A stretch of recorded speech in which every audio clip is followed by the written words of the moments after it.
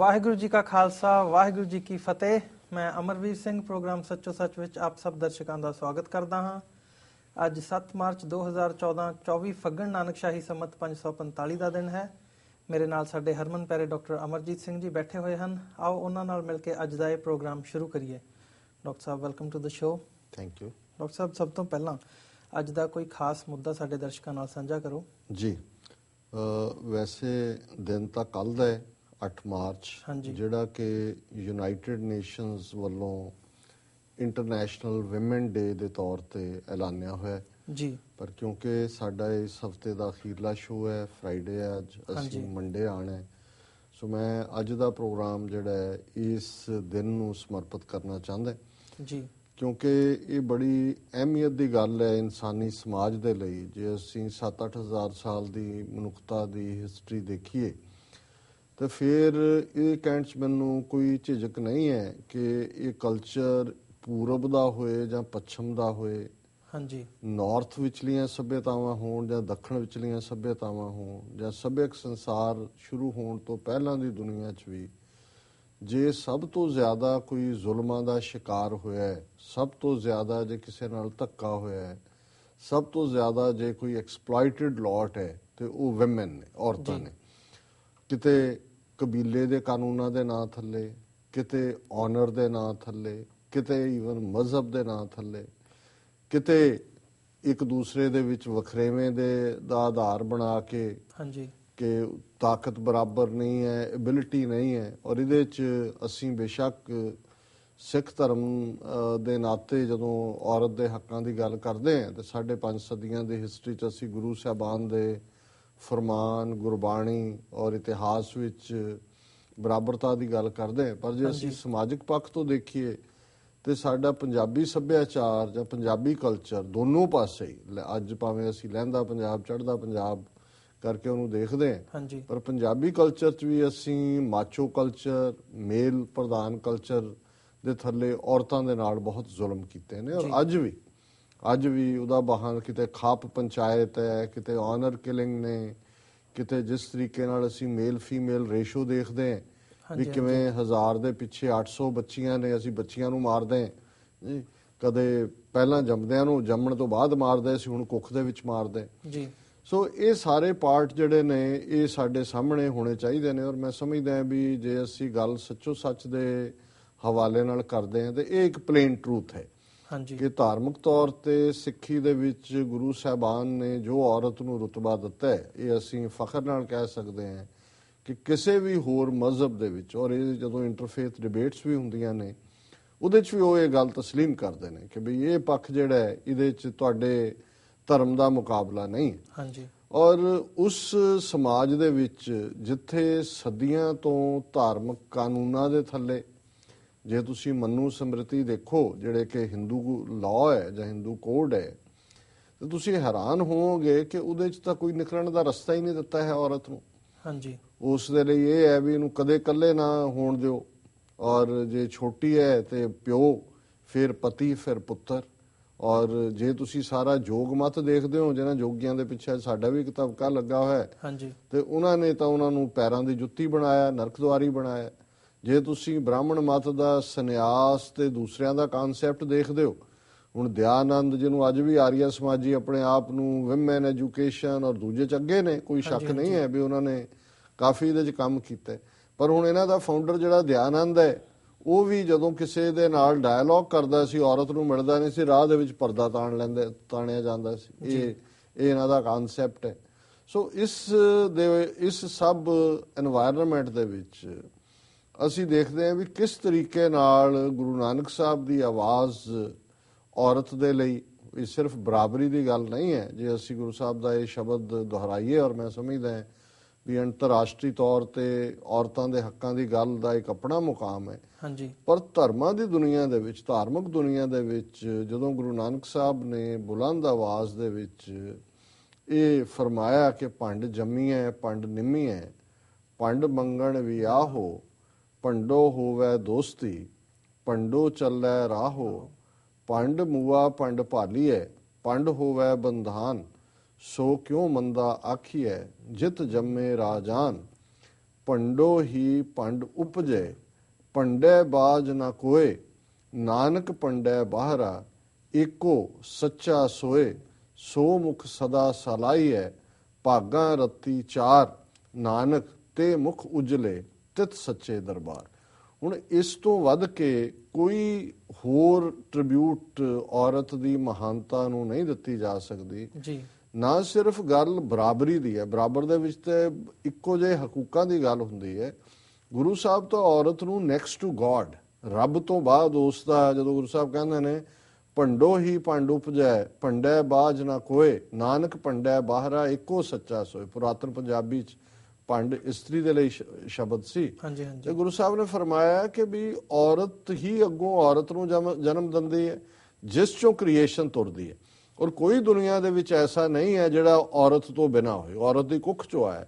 ਤੇ ਜੇ ਔਰਤ ਤੋਂ ਬਿਨਾਂ ਕੋਈ ਹੈ ਤਾਂ ਸਿਰਫ ਨਿਰੰਕਾਰ ਹੈ ਜਿਹਨੇ ਬਾਕੀ ਕਾਇਨਾਤ ਬਣਾਈ ਹੈ। ਸੋ ਇਹ ਛੋਟੀ ਗੱਲ ਨਹੀਂ ਹੈ। ਫਿਰ ਜਦੋਂ ਰੱਬ ਦੇ ਦਰਬਾਰ ਦੀ ਗੱਲ ਸੀ ਕਿ ਜੀ ਔਰਤ ਨਰਕ ਦੁਆਰੀ ਹੈ ਤੇ ਬੰਦੇ ਨੇ ਮੁਕਤੀ ਲੈਣੀ ਹੈ ਜਾਂ ਉਹਨੇ ਕੋਈ ਹੋਰ ਉੱਚ ਜਿਹੜੀ ਹੈ ਉਹ ਅਧਿਆਤਮਕ ਸਥਿਤੀ ਤੇ ਪਹੁੰਚਣਾ, ਤੇ ਗੁਰੂ ਸਾਹਿਬ ਨੇ ਇਹ ਕਿਹਾ ਕਿ ਵੀ ਉੱਥੇ ਜਦੋਂ ਫੈਸਲਾ ਹੋਣਾ ਉੱਥੇ ਤਾਂ ਸਲਾਹਾਂ ਦੇ ਆਧਾਰ ਤੇ ਕੌਣ ਕਿੱਥੇ ਨੇੜੇ ਹੈ ਕੌਣ ਦੂਰ ਹੈ ਉਹਦੇ ਤੇ ਫੈਸਲਾ ਹੋਣਾ। ਨਾਨਕ ਤੇ ਮੁਖ ਉਜਲੇ ਤਤ ਸੱਚੇ ਦਰਬਾਰ। ਉੱਥੇ ਔਰਤ ਮਰਦ ਦਾ ਫੈਸਲਾ ਨਹੀਂ ਹੈ, ਉੱਥੇ ਤਾਂ ਕਿਨੇ ਕੀ ਕਮਾਇਆ ਇਸ ਦੇ ਨਾਲ ਨਿਬੇੜੇ ਹੋਣੇ ਨੇ।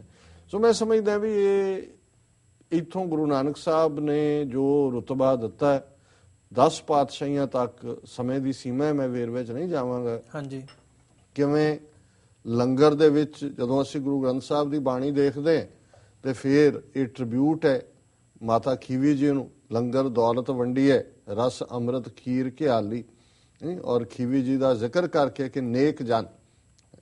ਫਿਰ ਗੁਰੂ ਅਮਰਦਾਸ ਜੀ ਦਾ ਜ਼ਿਕਰ ਕਰੀਏ, ਜੇ 22 ਮੰਜੀਆਂ ਗੁਰੂ ਸਾਹਿਬ ਉਸ ਵੇਲੇ ਦੇ ਸਾਊਥ ਏਸ਼ੀਆ 'ਚ ਪ੍ਰਚਾਰ ਦੇ ਲਈ ਨਿਸ਼ਚਿਤ ਕਰਦੇ ਨੇ ਤਾਂ ਉਹਨਾਂ ਦੇ ਵਿੱਚ ਬੀਬੀਆਂ ਨੇ ਜਿਨ੍ਹਾਂ ਨੂੰ ਮੰਜੀਆਂ ਦਿੱਤੀਆਂ ਜਾਂਦੀਆਂ ਨੇ। ਮੰਜੀ ਦਾ ਮਤਲਬ ਇਹ ਸੀ ਕਿ ਫੁੱਲ ਸਕੇਲ ਉਹ ਇੱਕ ਮਿਸ਼ਨਰੀ ਦਾ ਸਟੇਟਸ ਸੀ। ਕਸ਼ਮੀਰ ਹੋਏ, ਕਾਬਲ ਹੋਏ, ਇਧਰ ਸਿਰਮੌਰ ਪਹਾੜੀ ਇਲਾਕੇ ਹੋਣ, ਇਹਨਾਂ ਦੇ ਵਿੱਚ ਮੰਜੀਆਂ ਜਿਹੜੀਆਂ ਨੇ ਉਹ ਦਿੱਤੀਆਂ ਗਈਆਂ ਸੀ। ਹਾਂਜੀ। ਔਰ ਫਿਰ ਜਦੋਂ ਅਸੀਂ 10ਵੇਂ ਪਾਤਸ਼ਾਹ ਤੱਕ ਪਹੁੰਚਦੇ ਹਾਂ ਦੇਖਦੇ ਹਾਂ ਕਿ ਗੁਰੂ ਸਾਹਿਬ ਦਾ ਅੰਮ੍ਰਿਤ ਦੀ ਦਾਤ ਬਖਸ਼ ਕੇ ਕਿਰਪਾਨ ਦੇਣਾ। ਹੁਣ ਔਰਤ ਦੇ ਲਈ ਕਨਸੈਪਟ ਅਬਲਾ ਦਾ ਸੀ ਉਸ ਖਿੱਤੇ 'ਚ, ਅਬਲਾ ਬਿਨਾਂ ਤਾਕਤ ਤੋਂ। ਤੇ ਜਿਹਦੇ ਕੋਲ ਤਲਵਾਰ ਹੈ, ਕਿਰਪਾਨ ਹੈ, ਉਹ ਅਬਲਾ ਤਾਂ ਨਾ ਹੋਈ। ਉਹ ਘੋੜ ਸਵਾਰ ਹੈ, ਉਹ ਕਿਰਪਾਨ ਧਾਰੀ ਹੈ, ਉਹ ਦੁਸ਼ਮਣ ਨੂੰ ਵੰਗਾਰਦੀ ਹੈ। ਉਹ ਕਦੇ ਮਾਈ ਭਾਗੋ ਬਣਦੀ ਹੈ, ਕਦੇ ਹਰਸ਼ਰਨ ਕੌਰ ਬਣਦੀ ਹੈ, ਕਦੇ ਮਹਾਰਾਣੀ ਸਾਹਿਬ ਕੌਰ ਬਣਦੀ ਹੈ, ਔਰ ਕਦੇ ਉਹ ਗੂੰਜਦੀ ਹੈ ਪੂਰੇ ਉਸ ਜੰਦਾ ਬਣ ਕੇ ਦੁਸ਼ਮਣ ਨੂੰ ਲਲਕਾਰਦੀ ਹੈ। ਸੋ ਇਹ ਜਿਹੜਾ ਇੱਕ ਚੇਂਜ ਸੀ ਉਸ ਫਿਜ਼ਾ ਦੇ ਵਿੱਚ। ਪਰ ਮੰਦੇ ਭਾਗਾਂ ਨੂੰ ਅਸੀਂ ਸਮਾਜਿਕ ਤੌਰ ਤੇ ਔਰਤ ਨੂੰ ਪੈਰਾਂ ਦੀ ਜੁੱਤੀ ਸਮਝਿਆ। ਹਾਂਜੀ। ਉਸ ਦੇ ਨਾਲ ਧੌਲ ਧੱਫਾ ਕਰਨਾ, ਧੱਕਾ ਕਰਨਾ, ਵਾਇਲੈਂਸ ਕਰਨੀ ਹੈ ਅਸੀਂ ਸਮਝਿਆ ਵੀ ਇਹ ਸਾਡਾ ਹੱਕ ਹੈ। ਜੋ ਸਾਡੀ ਪਤਨੀ ਹੈ, ਜਿਵੇਂ ਅਸੀਂ ਮੁੱਲ ਖਰੀਦ ਕੇ ਕੁਝ ਲਿਆਂਦਾ ਹੁੰਦਾ ਇਵੇਂ ਸਾਡੇ ਔਰਤ ਤੇ ਹੱਕ ਰਹੇ। ਔਰ ਬਹੁਤ ਕੁਝ ਪੱਛਮੀ ਜਗਤ ਵਿੱਚ ਵੀ ਇਸ ਕਿਸਮ ਦਾ ਸੀ, ਲੰਬਾ ਵਕਤ ਰਿਹਾ। 1908-9 ਦੇ ਵਿੱਚ ਹੁਣ ਜਦੋਂ ਅਸੀਂ ਇੰਟਰਨੈਸ਼ਨਲ ਵੂਮਨ ਡੇ ਦੀ ਹਿਸਟਰੀ ਦੇਖਦੇ ਹਾਂ ਤੇ ਸਭ ਤੋਂ ਪਹਿਲਾਂ ਬੇਸ਼ੱਕ ਯੂਨਾਈਟਿਡ ਨੇਸ਼ਨਸ ਨੇ ਇਸ ਨੂੰ 1977 ਦੇ ਵਿੱਚ UN ਜਨਰਲ ਅਸੈਂਬਲੀ ਨੇ ਇਹਨੂੰ ਡਿਕਲੇਅਰ ਕੀਤਾ UN day for woman rights and world piece. ਉਸ ਤੋਂ ਬਾਅਦ ਸਾਰੀ ਦੁਨੀਆ 'ਚ ਇਹ ਸੈਲੀਬ੍ਰੇਟ ਕੀਤਾ ਜਾਂਦਾ। ਈਵਨ ਇੰਡੀਆ 'ਚ ਵੀ ਅੱਜ ਮੈਂ ਦੇਖ ਰਿਹਾ ਸੀ ਵੀ ਰਾਸ਼ਟਰਪਤੀ ਨੇ ਇਸ ਦਿਨ ਦੇ ਮੌਕੇ ਦੇ ਉੱਤੇ ਮੈਸੇਜ ਦਿੱਤਾ ਹੈ ਔਰ ਦੁਨੀਆ ਭਰ 'ਚ ਦੀ ਸੈਲੀਬ੍ਰੇਸ਼ਨ ਹੈ। ਯੂਨਾਈਟਿਡ ਨੇਸ਼ਨ 'ਚ ਫਾਰਮਲੀ ਇਸ ਦਿਨ ਨੂੰ ਡਿਕਲੇਅਰ ਕੀਤਾ ਗਿਆ। ਪਰ ਇਹਦੀ ਹਿਸਟਰੀ ਜਿਹੜੀ ਆ 1908-9 ਦੇ ਨਾਲ ਜੁੜਦੀ ਹੈ। ਇਹਦਾ ਓਰੀਜਨ ਕਿੱਥੋਂ ਹੋਇਆ? ਕਈ ਨਿਊਯਾਰਕ 'ਚ ਕਹਿੰਦੇ ਨੇ ਕਿ ਔਰਤਾਂ ਜਿਹੜੀਆਂ ਟੈਕਸਟਾਈਲ ਇੰਡਸਟਰੀ 'ਚ ਕੰਮ ਕਰਦੀਆਂ ਸੀ ਉਹਨਾਂ ਨੇ ਸਟ੍ਰਾਈਕ ਕੀਤੀ ਜਾਂ ਉਹ ਸਾਹਮਣੇ ਆਇਆ 1908 ਜਾਂ 9 ਦੇ ਨਾਲ ਉਹਦਾ ਓਰੀਜਨ ਜੁੜਦਾ। ਪਰ ਜਿਹੜੀ ਇਸ ਨੂੰ ਸਭ ਤੋਂ ਪਹਿਲਾਂ 1917 ਦੇ ਵਿੱਚ ਜਦੋਂ ਕਿ ਰਸ਼ੀਅਨ ਇਨਕਲਾਬ ਆਇਆ, ਲੈਨਿਨ ਨੇ ਚੇਂਜ ਕੀਤੀ, ਜ਼ਾਰਸ਼ਾਹੀ ਖਤਮ ਕੀਤੀ, ਤਾਂ ਫਿਰ ਅਸੀਂ ਦੇਖਦੇ ਹਾਂ ਕਿ 1917 'ਚ ਮਾਰਚ ਦੇ ਮਹੀਨੇ 'ਚ ਹੀ ਬਹੁਤ ਸਾਰੀਆਂ ਔਰਤਾਂ ਜਿਹੜੀਆਂ ਨੇ ਉਹ ਸੇਂਟ ਪੀਟਰਸਬਰਗ ਉਹਨਾਂ ਦੀ ਥਾਂ ਹੈ ਉੱਥੇ ਇਕੱਠੀਆਂ ਹੋਈਆਂ ਔਰ ਉਹਨਾਂ ਨੇ ਡਿਮਾਂਡ ਕੀਤੀ ਬ੍ਰੈਡ ਐਂਡ ਪੀਸ ਜੀ। ਕਿਉਂਕਿ ਪਹਿਲਾ ਸੰਸਾਰ ਯੁੱਧ ਚੱਲ ਰਿਹਾ ਸੀ, 1914 ਸ਼ੁਰੂ ਹੋਇਆ, 1914 ਤੋਂ 1919 ਤੱਕ ਚੱਲਿਆ। ਸੋ 1917 ਦੇ ਵਿੱਚ ਔਰ ਹੌਲੀ ਔਰਤਾਂ ਨੇ ਉਹਨਾਂ ਨੂੰ ਹੋਰ ਵੀ ਜੁਆਇਨ ਕੀਤਾ ਔਰ ਫਿਰ ਮਰਦ ਵੀ ਜੁਆਇਨ ਕਰਦੇ ਗਏ। ਤੇ ਜਦੋਂ ਇਹ ਰਾਜ ਪਲਟਾ ਹੋ ਗਿਆ ਅਕਤੂਬਰ ਨਵੰਬਰ ਤੱਕ ਪਹੁੰਚਦੇ ਆ, ਫਿਰ ਲੈਨਿਨ ਜਿਹੜਾ ਕਿ ਪਾਵਰ ਦੇ ਵਿੱਚ ਆਇਆ, ਹਾਂਜੀ, ਉਹਦੇ ਤੇ ਉਹਨਾਂ ਨੇ ਪ੍ਰੀਵੇਲ ਕੀਤਾ ਸਿਆਣੇ ਲੋਕਾਂ ਨੇ ਕਿ ਭਾਈ ਇਸ ਦਿਨ ਨੂੰ ਤੁਸੀਂ ਜਿਹੜਾ ਇਹ ਵਿਮਨ ਡੇ ਦੇ ਤੌਰ ਤੇ ਐਲਾਨੋ। ਸੋ ਇੱਥੋਂ ਸ਼ੁਰੂਆਤ ਹੋਈ 1917 ਦੇ ਵਿੱਚ। ਫਿਰ ਅਸੀਂ ਦੇਖਦੇ ਹਾਂ ਕਿ ਚਾਈਨਾ ਦੇ ਵਿੱਚ 1922 ਦੇ ਵਿੱਚ ਇਸ ਨੂੰ ਵਿਮਨ ਡੇ ਨੂੰ ਰੈਕਗਨਾਈਜ਼ ਕੀਤਾ ਗਿਆ, ਤੇ ਸਪੇਨ ਦੇ ਵਿੱਚ 1936 ਦੇ ਵਿੱਚ। ਹਾਂਜੀ, ਅਮਰੀਕਾ ਦੀ ਹਿਸਟਰੀ ਵੀ ਜਾਂਦੀ ਹੈ 1908-9 ਨਾਲ, ਜਿਵੇਂ ਮੈਂ ਨਿਊਯਾਰਕ ਦੀ ਗੱਲ ਕੀਤੀ ਹੈ, ਜੀ, ਪਰ ਅਸੀਂ ਇਹ ਦੇਖਦੇ ਹਾਂ ਕਿ ਮੋਸਟਲੀ ਜਿਹੜੀ ਦੁਨੀਆ ਦੇ ਵਿੱਚ ਗਲੋਬਲ ਸੈਲੀਬ੍ਰੇਸ਼ਨ ਦੀ ਸ਼ੁਰੂਆਤ ਹੋਈ ਇਹ 1977 ਦੇ ਵਿੱਚ ਹੀ ਹੋਈ, ਜਦੋਂ ਯੂਨਾਈਟਿਡ ਨੇਸ਼ਨਸ ਨੇ ਇਸ ਨੂੰ ਐਲਾਨੇ। ਔਰ ਹਰ ਸਾਲ ਜਦੋਂ ਯੂਨਾਈਟਿਡ ਨੇਸ਼ਨਸ ਇਸ ਦਿਨ ਨੂੰ ਸੈਲੀਬ੍ਰੇਟ ਕਰਦਾ ਹੈ, ਹਰ ਦਿਨ ਹਰ ਸਾਲ ਦਾ ਇੱਕ ਥੀਮ ਹੁੰਦਾ ਹੈ, ਕਿਸ ਥੀਮ ਦੇ ਉੱਤੇ ਇਹ ਦਿਨ ਸੈਲੀਬ੍ਰੇਟ ਕੀਤਾ ਜਾ ਰਿਹਾ ਹੈ। ਤੇ ਜਿਹੜਾ 2014 ਦਾ ਥੀਮ ਹੈ ਉਹ ਹੈ equality for woman is progress for all. ਇਹ ਥੀਮ ਹੈ ਜਿਹਦੇ ਥੱਲੇ ਦੁਨੀਆ ਦੇ ਵਿੱਚ ਸੈਲੀਬ੍ਰੇਸ਼ਨ ਹੋਏਗੀ ਕਿ equality for woman is progress for all, ਜੀ, ਕਿ ਔਰਤਾਂ ਦੇ ਲਈ ਬਰਾਬਰੀ ਜਾਂ ਔਰਤਾਂ ਦੀ ਬਰਾਬਰੀ ਜਿਹੜੀ ਹੈ ਇਹਦਾ ਮਤਲਬ ਹੈ ਸਭ ਦੇ ਲਈ ਤਰੱਕੀ।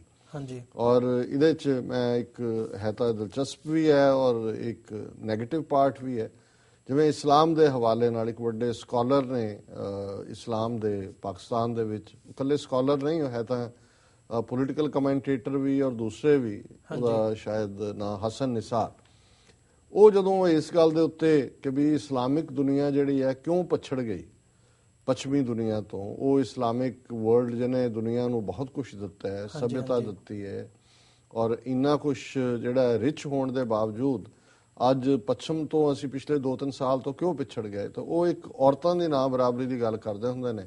ਉਹ ਕਹਿੰਦੇ ਨੇ ਵੀ ਅੱਧੀਆਂ ਔਰਤਾਂ ਨੂੰ ਅਸੀਂ ਚਾਰ ਦੀਵਾਰੀ 'ਚ ਜਾਂ ਬੁਰਕੇ 'ਚ ਕੈਦ ਕਰ ਦਿੱਤਾ ਘਰਾਂ, ਤੇ ਜਿਹੜੇ ਬਾਕੀ ਜਿਹੜੇ ਮਰਦ ਨੇ ਉਹਨਾਂ ਦੀ ਰਾਖੀ ਤੇ ਲੱਗੇ ਹੋਏ ਨੇ। ਹਾਂਜੀ, ਤੇ ਕੰਮ ਕਿਹਨੇ ਕਰਨਾ ਸੀ ਜਾਂ ਸਭਿਅਤਾ ਨੂੰ ਅੱਗੇ ਕਿਹਨੇ ਲਿਜਾਣਾ ਸੀ। ਸੋ ਮੈਂ ਸਮਝਦਾ ਵੀ ਭਾਵੇਂ ਇਹ ਗੱਲ ਉਹਨਾਂ ਨੇ ਰਸਟਿਕ ਅੰਦਾਜ਼ 'ਚ ਕਹੀ ਹੈ, ਇਹ ਕਾਫੀ ਹੱਦ ਤੱਕ ਸਾਡੇ ਸਾਰਿਆਂ ਦੇ ਉੱਤੇ ਹੀ ਟੁੱਕਦੀ ਹੈ। ਵੈਸਟ ਦੀ ਸੁਸਾਇਟੀ ਦੀ ਤਰੱਕੀ ਦਾ ਇੱਕ ਕਾਰਨ ਹੈ ਕਿ 100% ਇਹਨਾਂ ਦੀ ਵਰਕਫੋਰਸ ਔਰਤਾਂ ਹੋਣ ਜਾਂ ਮਰਦ ਹੋਣ। ਔਰ ਇਹ ਨਹੀਂ ਹੈ ਵੀ ਇੱਥੇ ਡਿਸਕ੍ਰਿਮੀਨੇਸ਼ਨ ਨਹੀਂ ਸੀ। ਅਮਰੀਕਾ ਦੇ ਵਿੱਚ ਵੋਟ ਦਾ ਹੱਕ 1920 ਦੇ ਵਿੱਚ ਮਿਲਿਆ ਔਰਤ ਨੂੰ। ਅੱਜ ਵੀ ਕਈ ਥਾਵਾਂ ਤੇ ਇੱਕੋ ਜੌਬ ਲਈ ਔਰਤ ਨੂੰ ਘੱਟ ਪੇ ਕੀਤਾ ਜਾਂਦਾ ਹੈ। ਔਰ ਮੈਂ ਵਰਲਡ ਹਿਸਟਰੀ ਰਿਸਰਚ ਕਰਦਿਆਂ ਕੁਝ ਦਿਨ ਪਹਿਲਾਂ ਦੇਖ ਰਿਹਾ ਸੀ, ਪਤਾ ਨਹੀਂ ਕਿਹੜੀ ਸਟੇਟ ਅਮਰੀਕਾ ਦੀ ਸੀ, ਮੈਨੂੰ ਯਾਦ ਨਹੀਂ ਹੈ, ਸ਼ਾਇਦ ਅਲਾਬਾਮਾ ਸੀ ਜਾਂ ਕੀ ਸੀ, ਕਿ ਉੱਥੇ ਜਦੋਂ ਇਹ ਗੱਲ ਚੱਲੀ ਕਿ ਔਰਤਾਂ ਨੂੰ ਡਰਾਈਵਿੰਗ ਲਾਇਸੈਂਸ ਮਿਲਣਾ ਚਾਹੀਦਾ, ਤੇ ਮੇਅਰ ਨੇ ਖਲੋ ਕੇ ਕਿਹਾ ਸੀ ਕਿ ਵੀ ਉਹ ਫਿਜ਼ੀਕਲੀ ਬਹੁਤ ਵੀਕ ਨੇ, ਆਟੋਮੋਬਾਈਲ ਉਹ ਹੈਂਡਲ ਹੀ ਨਹੀਂ ਕਰ ਸਕਦੀਆਂ, ਇਸ ਲਈ ਉਹਨਾਂ ਨੂੰ ਲਾਇਸੈਂਸ ਨਹੀਂ ਮਿਲਣੇ ਚਾਹੀਦੇ। ਸੋ ਇੱਥੇ ਵੀ ਨਿੱਕੀ ਨਿੱਕੀ ਗੱਲ ਦੇ ਲਈ ਜਿਹੜਾ ਉਹ ਰਿਹਾ ਅਮਰੀਕਾ 'ਚ। ਈਵਨ ਅੱਜ ਵੀ ਜਿਹੜੀ ਹਾਈਐਸਟ ਪੋਸਟ ਅਮਰੀਕਾ ਦੇ ਵਿੱਚ ਔਰਤ ਪਹੁੰਚੀ ਹੈ ਉਹ ਸੈਕਟਰੀ ਆਫ ਸਟੇਟ ਹੈ, ਵਿਦੇਸ਼ ਮੰਤਰੀ। ਅਜੇ ਤੱਕ ਕੋਈ ਪ੍ਰੈਜ਼ੀਡੈਂਟ ਵਾਈਸ ਪ੍ਰੈਜ਼ੀਡੈਂਟ ਅਮਰੀਕਾ ਦੇ ਵਿੱਚ ਔਰਤ ਨਹੀਂ ਬਣੀ ਹੈ।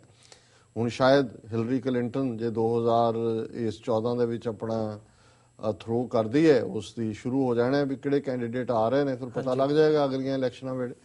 ਸੋ ਕੁੱਲ ਮਿਲਾ ਕੇ ਜਿਹੜਾ ਇਹ ਥੀਮ ਹੈ ਕਿ ਵੀ ਜਿਹੜੀ ਬਰਾਬਰੀ ਹੈ ਔਰਤਾਂ ਦੀ, ਇਹ ਪ੍ਰੋਗਰੈਸ ਦਾ ਨਾਂ ਹੈ। ਮੈਂ ਸਮਝਦਾ ਵੀ ਸਾਡੀਆਂ ਸੁਸਾਇਟੀਜ਼ ਤੇ ਬਹੁਤ ਜ਼ਿਆਦਾ ਢੁੱਕਦੀ ਹੈ, ਅਸੀਂ ਪਛੜੇ ਹਾਂ। ਔਰ ਸਾਡੇ ਸਮਾਜ ਦੇ ਵਿੱਚ ਵੀ ਇਹ ਰਿਹਾ ਹੈ ਵੀ ਬੱਚੀਆਂ ਨੂੰ ਅਸੀਂ ਹੁਣ ਤਾਂ ਚਲੋ ਇਸ ਹਵਾਲੇ ਨਾਲ ਸਿੱਖ ਸ਼ਾਇਦ ਦੂਸਰਿਆਂ ਤੋਂ ਅੱਗੇ ਹੋਣ। ਅੱਜ ਸਾਡੇ ਮੁੰਡੇ ਨਸ਼ੇੜੀ ਨੇ ਜੀ, ਕੁੜੀਆਂ ਪੜ੍ਹਦੀਆਂ ਨੇ, ਤੇ ਜੇ ਕੁੜੀਆਂ ਵੀ ਹੁਣ ਨਸ਼ੇ ਵੱਲ ਤੁਰ ਪਈਆਂ ਫਿਰ ਤਾਂ ਰੱਬ ਹੀ ਰੱਖ ਹੈ। ਪਰ ਇਹ ਗੱਲ ਇੱਕ ਜ਼ਮਾਨਾ ਰਿਹਾ ਵੀ ਐਜੂਕੇਸ਼ਨ 'ਚ ਵੀ ਅਸੀਂ ਇੰਨੇ ਪਛੜੇ ਹੋਏ ਸੀ ਕਿ ਈਵਨ ਵਿਮਨ ਐਜੂਕੇਸ਼ਨ ਦੇ, ਬੱਚੀਆਂ ਦੀ ਐਜੂਕੇਸ਼ਨ ਦੇ ਹਵਾਲੇ ਨਾਲ ਇੱਕ ਜ਼ਮਾਨੇ ਦੇ ਵਿੱਚ 20ਵੀਂ ਸਦੀ ਦੇ ਸ਼ੁਰੂ 'ਚ ਆ ਕੇ ਹੀ 2 ਸਕੂਲ, ਖਾਲਸਾ ਸਕੂਲ ਭੁਜੰਗਣਾ ਕਰਕੇ ਬਣੇ, ਇੱਕ ਤਖਤੂਪੁਰਾ ਫਿਰੋਜ਼ਪੁਰ ਦੇ ਵਿੱਚ ਔਰ ਇੱਕ ਕੈਰੋਂ ਡਿਸਟ੍ਰਿਕਟ ਅੰਮ੍ਰਿਤਸਰ ਦੇ ਵਿੱਚ। ਔਰ ਬਾਅਦ ਦੇ ਵਿੱਚ ਇਹ ਕ੍ਰੈਡਿਟ ਬਾਬੂ ਤੇਜਾ ਸਿੰਘ ਪੰਜਖੰਡ ਪਸੌੜ, ਬਾਅਦ 'ਚ ਭਾਵੇਂ ਉਹਨਾਂ ਨੂੰ ਜਿਹੜੀ ਇੱਕ ਖੁਨਾਮੀ ਦੇ ਲਈ ਪੰਥ 'ਚੋਂ ਖਾਰਜ ਵੀ ਕੀਤਾ ਗਿਆ ਜੀ, ਪਰ ਉਹਨਾਂ ਨੂੰ ਜਾਂਦਾ ਵੀ ਉਹਨਾਂ ਨੇ ਪਿੰਡ ਪਸੌੜ ਦੇ ਵਿੱਚ ਜਿਹੜਾ ਇੱਕ ਜਿੱਥੇ ਉਹਨਾਂ ਨੇ ਬੜੇ ਨਵੇਂ ਆਈਡੀਆਜ਼ ਦਿੱਤੇ, ਖਾਲਸਾ ਪਾਰਲੀਮੈਂਟ ਦਾ ਕਨਸੈਪਟ ਦਿੱਤਾ, ਉੱਥੇ ਉਹਨਾਂ ਨੇ ਉਹ ਆਸ਼ਰਮ ਜਾਂ ਵਿਦਿਆਲਾ ਸ਼ੁਰੂ ਕੀਤਾ ਜਿੱਥੇ ਉਹਨਾਂ ਦਾ ਸੀ ਕਿ ਬੱਚੀਆਂ ਐਡਮਿਟ ਕਰਾਓ ਔਰ ਉਹ ਉੱਥੇ ਹੀ ਰਹਿੰਦੀਆਂ ਸੀ। ਉਹਨਾਂ ਦੀ ਹੋਸਟਲਿੰਗ, ਉਹਨਾਂ ਦੀ ਵਿਦਿਆ, ਔਰ ਉਹਨਾਂ ਨੂੰ ਹਰ ਤਰ੍ਹਾਂ ਨਾਲ ਪ੍ਰਬੀਨ ਕਰਕੇ ਉਹਨਾਂ 'ਚ ਸਿਲਾਈ ਵੀ, ਦੂਸਰੇ ਆਰਟ ਵੀ, ਔਰ ਉਹਨਾਂ ਨੂੰ ਫਿਰ ਜਿਹੜਾ ਉੱਥੋਂ ਪੂਰਾ ਗ੍ਰੈਜੂਏਟ ਕਰਕੇ ਭੇਜਿਆ ਜਾਂਦਾ ਸੀ। ਔਰ ਉਹਦੇ 'ਚ ਵਲੰਟੀਅਰ ਟੀਚਰਸ ਆਉਂਦੇ ਸਨ। ਔਰ ਈਵਨ ਇਸ ਗੱਲ ਨੂੰ ਭਾਵੇਂ ਅੰਮ੍ਰਿਤਾ ਪ੍ਰੀਤਮ ਜਾਂ ਉਸ ਦੇ ਜਿਹੜੇ ਬਾਇਓਗ੍ਰਾਫਰ ਨੇ ਨਹੀਂ ਲਿਖਦੇ, ਉਹਨਾਂ ਦੇ ਪਿਤਾ ਜਿਹੜੇ ਸੀ ਅੰਮ੍ਰਿਤਾ ਪ੍ਰੀਤਮ ਦੇ, ਕਰਮ ਸਿੰਘ ਹਿਤਕਾਰੀ, ਉਹ ਵੀ ਉਸ ਸਕੂਲ ਦੇ ਵਿੱਚ ਟੀਚਰ ਸਨ। ਔਰ ਜੇ ਮੈਂ ਗਲਤ ਨਾ ਹੋਵਾਂ ਤੇ ਅੰਮ੍ਰਿਤਾ ਪ੍ਰੀਤਮ ਦਾ ਬਰਥ ਵੀ ਉਸ ਪਿੰਡ ਦੇ ਵਿੱਚ, ਪਸੌੜ ਦੇ ਵਿੱਚ ਹੀ ਹੋਇਆ। ਸੋ ਇਹ ਜਿਹੜਾ ਪਾਰਟ ਸੀ, ਇਹ ਅੱਜ ਸਾਨੂੰ ਲੱਗਦਾ ਵੀ ਹੁਣ ਇੰਨੀਆਂ ਵਿਮਨ ਐਜੂਕੇਸ਼ਨ ਨੇ, ਇੰਸਟੀਟਿਊਸ਼ਨਸ ਨੇ ਦੂਸਰੇ, ਲੇਕਿਨ ਇਸ ਦੇ ਲਈ ਕਿਵੇਂ ਸਟਰਗਲ ਕਰਨੀ ਪਈ, ਕਿਵੇਂ ਸਾਡੀਆਂ ਰਿਲੈਕਟੈਂਸ ਸੀ ਸਮਾਜਿਕ ਤੌਰ ਦੇ ਉੱਤੇ। ਔਰ ਈਵਨ ਅੱਜ ਤੋਂ 20 ਸਾਲ ਪਹਿਲਾਂ ਤੱਕ, ਹੁਣ ਅੱਜ ਟੀਚਰਸ ਔਰ ਨਰਸਿਸ ਕਿੰਨੇ ਵੱਡੇ ਪੈਮਾਨੇ ਤੇ ਔਰਤਾਂ ਨੇ, ਔਰ ਬਾਹਰਲਿਆਂ ਨੇ ਜਿਹਨਾਂ ਨੇ ਵਿਆਹ ਵੀ ਕਰਾਉਣਾ ਹੁੰਦਾ ਉਹ ਲੱਭਦੇ ਨੇ ਕਿ ਕੋਈ ਨਰਸ ਹੋਏ ਤਾਂ ਇੱਥੇ ਵੀ ਆ ਕੇ ਕੰਮ ਕਰ ਸਕੇਗੀ। ਪਰ ਅੱਜ ਤੋਂ 20-25 ਸਾਲ ਪਹਿਲਾਂ ਤੱਕ ਵੀ ਇਹ ਸੀ ਕਿ ਨਰਸਿੰਗ, ਉਸ ਤੋਂ 10 ਸਾਲ ਪਹਿਲਾਂ ਤੱਕ ਟੀਚਰ, ਨਰਸਿੰਗ ਦਾ ਬਹੁਤ ਮਾੜਾ ਪ੍ਰੋਫੈਸ਼ਨ ਮੰਨਿਆ ਜਾਂਦਾ ਸੀ। ਕੋਈ ਇੱਜ਼ਤਦਾਰ ਜਿਹੜੇ ਆਪਣੇ ਆਪ ਨੂੰ ਕਹਾਉਂਦੇ ਸੀ, ਉਹ ਆਪਣੀਆਂ ਬੱਚੀਆਂ ਨੂੰ ਨਰਸ ਨਹੀਂ ਸੀ ਬਣਾਉਂਦੇ, ਸਮਝਦੇ ਸੀ ਜੀ ਇਹ ਤਾਂ ਇਮੋਰਲ ਕੰਮ ਹੋਣਾ ਹੈ, ਵੀ ਜਿਵੇਂ ਕੋਈ ਬਦਨਾਮ ਕੀਤਾ ਹੁੰਦਾ ਕਿਸੇ ਕਿਤੇ ਨੂੰ। ਪਰ ਔਰਤਾਂ ਨੇ, ਮੈਂ ਸਮਝਦਾ ਵੀ ਦੁਨੀਆ ਭਰ ਦੇ ਵਿੱਚ ਹਰ ਫੀਲਡ ਦੇ ਵਿੱਚ ਆਪਣਾ ਯੋਗਦਾਨ ਪਾਇਆ। ਔਰ ਅਸੀਂ ਜੇ ਇਤਿਹਾਸਕ ਪੱਖ ਤੋਂ ਸਿੱਖ ਇਤਿਹਾਸ ਦੇ ਹਵਾਲੇ ਨਾਲ ਅੱਜ ਦੇ ਦਿਨ ਆਪਣੀਆਂ ਮਹਾਨ ਮਾਤਾਵਾਂ ਦਾ ਜ਼ਿਕਰ ਨਾ ਕਰਾਂਗੇ, ਮਾਤਾ ਭਾਨੀ ਨੇ, ਮਾਤਾ ਗੁਜਰੀ ਨੇ, ਔਰ ਅੱਜ ਦੇ ਸਾਡੇ ਸੰਘਰਸ਼ ਦੇ ਵਿੱਚ ਵੀ ਉਹਨਾਂ ਸਿੰਘਣੀਆਂ ਨੇ ਜਿਨ੍ਹਾਂ ਨੇ ਆਪਣੇ ਸਿੰਘਾਂ ਦੇ ਨਾਲ, ਉਹਨਾਂ ਬੀਬੀਆਂ ਨੇ ਜਿਨ੍ਹਾਂ ਨੇ ਇਸ ਸੰਘਰਸ਼ ਦੇ ਵਿੱਚ ਹਰ ਤਰ੍ਹਾਂ ਦੀ ਸੇਵਾ ਕੀਤੀ, ਸ਼ਹੀਦੀਆਂ ਵੀ ਪਾਈਆਂ, ਦੁਸ਼ਮਣ ਨੂੰ ਵੀ ਵੰਗਾਰਿਆ, ਚੈਲੰਜ ਕੀਤਾ। ਔਰ ਇਹ ਜਿਹੜੀ ਸਪਿਰਿਟ ਹੈ ਸਿੰਘਣੀ ਦੀ, ਉਹ ਗੁਰੂ ਨੇ ਤਾਂ ਆਪਣਾ ਆਪਾ ਪੰਥ ਦੇ ਵਿੱਚ ਰੱਖਿਆ, ਜਿਹਦੇ 'ਚ ਕੋਈ ਮਰਦ ਔਰਤ ਦਾ ਕੋਈ ਵਖਰੇਵਾ ਨਹੀਂ ਹੈ। ਪਰ ਅਸੀਂ ਇਸ ਕਿਸਮ ਦੀਆਂ ਬੇਮਤਲਬ ਡਿਬੇਟਸ ਕਈ ਵਾਰੀ ਸ਼ੁਰੂ ਕਰਕੇ ਔਰਤ ਦੇ ਜਿਹੜੇ ਹਕੂਕ ਨੇ ਉਹਨਾਂ ਦੇ ਉੱਤੇ ਵੀ ਛਾਪਾ ਮਾਰਦੇ ਹਾਂ। ਉਹਨਾਂ ਦੇ ਵਿੱਚ ਈਵਨ ਹਰਮੰਦਰ ਸਾਹਿਬ 'ਚ ਕੀਰਤਨ ਨਾ ਕਰਨ ਦੇਣਾ। ਹੁਣ ਕੋਈ ਇਹਨਾਂ ਨੂੰ ਪੁੱਛੇ ਕਿ ਵੀ ਇਹ ਤੁਸੀਂ ਸੇਵਾ ਕਰ ਰਹੇ ਹੋ ਸਿੱਖੀ ਦੀ, ਸਿੱਖੀ ਦੀਆਂ ਵੈਲਿਊਜ਼ ਨੂੰ ਸਮਝ ਰਹੇ ਹੋ, ਜਾਂ ਸਿੱਖੀ ਦਾ ਜਿਹੜਾ ਉਹਦਾ ਪਤਨ ਦੇ ਲਈ ਤੁਸੀਂ ਲੋਕ ਜ਼ਿੰਮੇਵਾਰ ਹੋ। ਸੋ ਮੈਂ ਸਮਝਦਾ ਵੀ ਇਹ ਜਿਹੜਾ ਸਾਨੂੰ ਧਾਰਮਿਕ ਪੱਖ ਤੋਂ ਗੁਰੂ ਨੇ ਔਰਤ ਦਾ ਦਰਜਾ ਜਿਸ ਲੈਵਲ ਤੇ ਰੱਖ ਕੇ ਸਾਨੂੰ ਥਾਂ ਦਿੱਤੀ ਹੈ, ਅਸੀਂ ਉਹਦਾ ਵਿਕਾਸ ਨਹੀਂ ਕੀਤਾ। ਅੱਜ ਅੰਤਰਰਾਸ਼ਟਰੀ ਸੰਸਥਾਵਾਂ ਨੇ ਰੈਕਗਨੀਸ਼ਨ ਦੇ ਕੇ ਗੱਲ ਅੱਗੇ ਤੋਰੀ ਹੈ। ਅਸੀਂ ਤਾਂ ਉਸ ਹਿੰਦੂ ਤਵੀਆਂ ਦਾ ਹੀ ਪ੍ਰਭਾਵ ਥੱਲੇ ਉਹਨਾਂ ਦੀ ਜਿਹੜੀ ਜੋ ਸਮਾਜਿਕ ਸੋਚ ਸੀ ਕਿ ਜੀ ਉਹ ਅਕਲ ਜਿਹੜੀ ਹੈ ਉਹ ਪੈਰਾਂ ਦੀ ਜੁੱਤੀ 'ਚ ਹੁੰਦੀ ਹੈ ਜਾਂ ਗੁੱਤ ਦੇ ਮਗਰ ਹੁੰਦੀ ਹੈ, ਜਾਂ ਅੱਜ ਵੀ ਇਸ ਕਿਸਮ ਦੀਆਂ ਜਾਲ ਗੱਲਾਂ ਤੁਹਾਨੂੰ ਸੁਣਨ ਨੂੰ ਮਿਲਣਗੀਆਂ। ਸੋ ਅਸੀਂ ਅੱਜ ਦੇ ਦਿਨ ਜਦੋਂ ਕਿ ਅਸੀਂ ਇਸ ਦਿਨ ਨੂੰ ਸੈਲੀਬ੍ਰੇਟ ਕਰ ਰਹੇ ਹਾਂ, ਉੱਥੇ ਸਵੇਰ ਹੋ ਚੁੱਕੀ ਹੈ ਆਲਰੇਡੀ ਸਾਊਥ ਏਸ਼ੀਆ 'ਚ, ਅਸੀਂ ਔਰਤ ਨੂੰ ਆਪਣੀ ਟ੍ਰਿਬਿਊਟ ਦਿੰਦੇ ਹਾਂ। ਦੁਨੀਆ ਭਰ ਦੀਆਂ ਉਹ ਮਹਾਨ ਔਰਤਾਂ ਜਿਨ੍ਹਾਂ ਨੇ ਹਰ ਫੀਲਡ ਦੇ ਵਿੱਚ, ਜਿਸ ਫੀਲਡ 'ਚ ਵੀ ਕੁਰਬਾਨੀ ਕੀਤੀ, ਔਰ ਉਹਦੇ 'ਚ ਉਹ ਸਧਾਰਨ ਔਰਤ ਵੀ ਜਿਹੜੀ ਕਿ ਇੱਕ ਮਾਂ ਦਾ ਫਰਜ਼ ਨਿਭਾਉਂਦੇ ਆ, ਆਪਣੇ ਬੱਚੇ ਪਾਲਦੀ ਹੈ, ਜਿਹੜੀ ਸਵੇਰ ਤੋਂ ਸ਼ਾਮ ਤੱਕ ਕਿਰਤ ਵੀ ਕਰਦੀ ਹੈ, ਬੱਚੇ ਵੀ ਪਾਲਦੀ ਹੈ, ਔਰ ਮਾਂ ਦਾ ਦਰਜਾ ਜਿਹੜਾ, ਔਰ ਉਹ ਪਤਨੀ ਦਾ ਦਰਜਾ ਜਿਹੜੀ ਬਰਾਬਰੀ ਦੇ ਨਾਲ ਆਪਣੇ ਪਤੀ ਦੇ ਨਾਲ ਖਲੋਂਦੀ ਹੈ, ਦੁੱਖ ਸੁੱਖ ਦੇ ਵਿੱਚ ਉਹਦੀ ਸਾਥੀ ਹੈ। ਉਹ ਭੈਣ ਜਿਹੜੀ ਕਿ ਹਮੇਸ਼ਾ ਹੀ ਆਪਣੇ ਭਰਾ ਦੇ ਲਈ ਕੁਝ ਵੀ ਕਰਨ ਨੂੰ ਤਿਆਰ ਹੁੰਦੀ ਹੈ, ਉਹਦੇ ਲਈ ਹਮੇਸ਼ਾ ਉਹ ਉਸ ਦੀ ਭਲਾਈ ਲੋਚਦੀ ਹੈ। ਔਰ ਹਰ ਰੂਪ ਦੇ ਵਿੱਚ ਜਿਹੜੀ ਔਰਤ ਦਾ ਯੋਗਦਾਨ ਹੈ ਮਨੁੱਖੀ ਸਮਾਜ ਦੇ ਅੰਦਰ, ਸਾਡੀ ਕੌਮ ਦੇ ਅੰਦਰ, ਸਾਡੇ ਖਿੱਤੇ ਦੇ ਅੰਦਰ, ਅਸੀਂ ਉਸ ਨੂੰ ਪ੍ਰਣਾਮ ਕਰਦੇ ਹਾਂ, ਉਸ ਨੂੰ ਸੈਲੂਟ ਕਰਦੇ ਹਾਂ। ਔਰ ਅੱਜ ਦਾ ਇਹ ਪ੍ਰੋਗਰਾਮ ਅਸੀਂ ਉਹਨਾਂ ਬਹਾਦਰ ਮਾਤਾਵਾਂ ਨੂੰ, ਬੱਚੀਆਂ ਨੂੰ, ਭੈਣਾਂ ਨੂੰ ਸਮਰਪਿਤ ਕਰਦੇ ਹਾਂ। ਜੀ ਡਾਕਟਰ ਸਾਹਿਬ, ਵਿਊਅਰਸ ਹੁਣ ਸਮਾਂ ਹੋ ਗਿਆ ਹੈ ਬ੍ਰੇਕ ਦਾ। ਤੁਸੀਂ ਸਾਡੇ ਨਾਲ ਇਸੇ ਤਰ੍ਹਾਂ ਬਣੇ ਰਹੋ। ਅਸੀਂ ਮਿਲਦੇ ਹਾਂ ਇੱਕ ਛੋਟੇ ਜਿਹੇ ਬ੍ਰੇਕ ਤੋਂ ਬਾਅਦ।